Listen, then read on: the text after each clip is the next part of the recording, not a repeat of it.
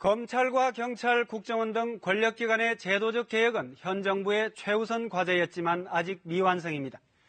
핵심인 검찰과 경찰의 수사권 조정은 정부가 합의문까지 발표했지만 논란이 계속되고 있습니다. 이런 상황에서 오늘 문재인 대통령 주재로 권력기관 개혁 전략회의가 열립니다.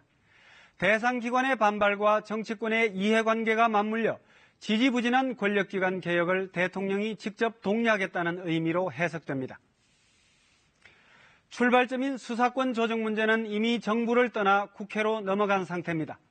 지난해 6월 법무부와 행정안전부가 합의한 정부안은 경찰의 1차 수사권과 종결권을 부여하고 검찰의 직접 수사는 부패 비리 등 중요 범죄로 한정했습니다. 검찰은 보안 수사와 수사기록 송부 요구권 등 사후 통제를 할 수 있게 했습니다. 올 6월이 시한인 국회 사법개혁특별위원회는 8차례 회의를 열었지만 위원들의 입장이 엇갈려 단일안을 마련하지 못하고 있습니다. 다만 비공개 논의 과정에서 정부안보다 검찰 권한을 더 축소하자는 분위기로 보입니다. 또 다른 핵심 사안인 고위공직자 범죄수사처는 자유한국당의 반대로 논의에 진전이 없는 상황입니다. 검경 수사권 조정을 촉진하기 위해 정부는 전제 조건이었던 자치경찰제를 2021년 전면 도입하기로 어제 결정했습니다. 이처럼 여건은 마련됐지만 국회 파행이 계속되고 있고 검찰의 반발도 여전히 거셉니다.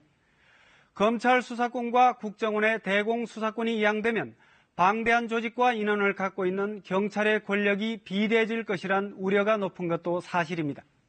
따라서 자치경찰 시행 과정에서 수사와 행정, 정보경찰을 분리하고 경찰 의사결정에 시민 참여를 활성화하는 방안을 적극 검토해야 합니다.